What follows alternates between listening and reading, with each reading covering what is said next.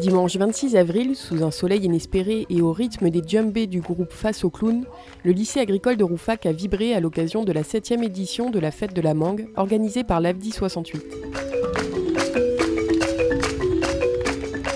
Alors l'AFDI a deux fonctions, on participe par l'échange et le développement dans les pays du Sud.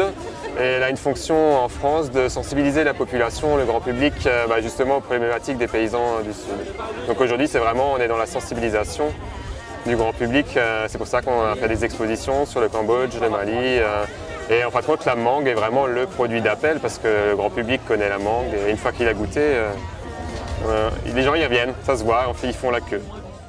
Lors de l'inauguration officielle, la fondation Passion Alsace, par l'intermédiaire de Philippe Oberlin, instructeur de dossiers de demande d'aide, a remis à l'AFDI 68 un chèque de 3 000 €, dont 2 000 € provenant de cette fondation et 1 000 € du Crédit Agricole. Cette subvention vient récompenser la bonne place obtenue par l'association dans le cadre du concours Avançons ensemble, publié dans les DNA et l'Alsace.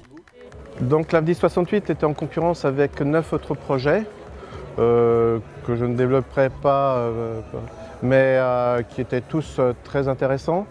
Et la bataille visiblement était très dure et l'Internet a permis justement à toutes les personnes qui ont soutenu l'AFDI 68 de permettre à l'association d'être 3e ou 4e je crois, dans l'attribution des places.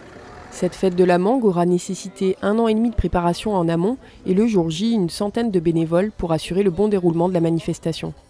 La précédente édition de cette fête, organisée 1 an sur 2, s'était déroulée au lycée agricole de Winsenheim. En revenant à Rouffach, l'AFDI 68 a renoué avec ses sources, elle qui célèbre en 2015 son 30e anniversaire.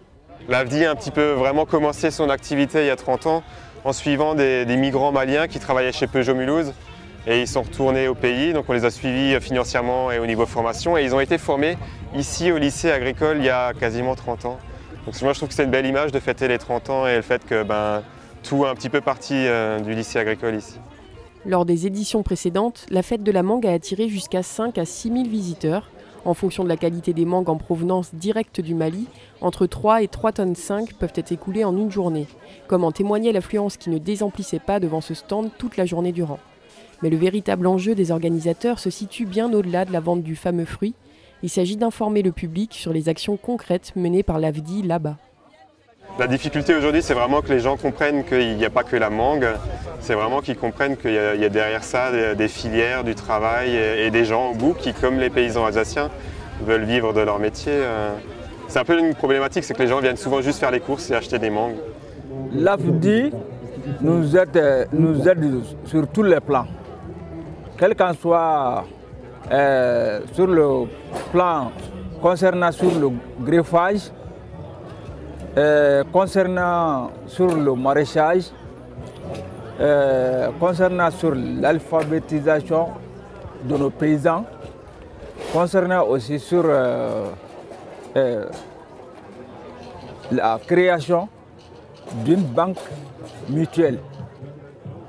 Alors on ne travaille pas que avec les producteurs de mangue, on travaille sur différentes filières, que ce soit le maraîchage, bananes, les fermes transformatrices. Sur les mangues, c'est vraiment de les aider à s'organiser en coopérative et à exporter directement leurs produits en France. À savoir au Mali, un produit basique, que ce soit un produit agricole ou la pêche, de la brousse jusqu'à Bamako, il y a 10 intermédiaires. Et sur la mangue, c'était similaire jusqu'en France, voire plus. C'est vraiment de réduire les intermédiaires qui eux, prennent l'argent sur le dos des agriculteurs, des gens qui produisent le produit à la base. Au travers des nombreuses animations destinées aux petits comme aux grands enfants, mais aussi des tables rondes, des conférences ou encore des quiz, l'objectif était de rapprocher des cultures qui, au-delà de leurs différences, avancent dans la même direction. Une agriculture durable, source de richesse pour ses producteurs et en lien direct avec les consommateurs.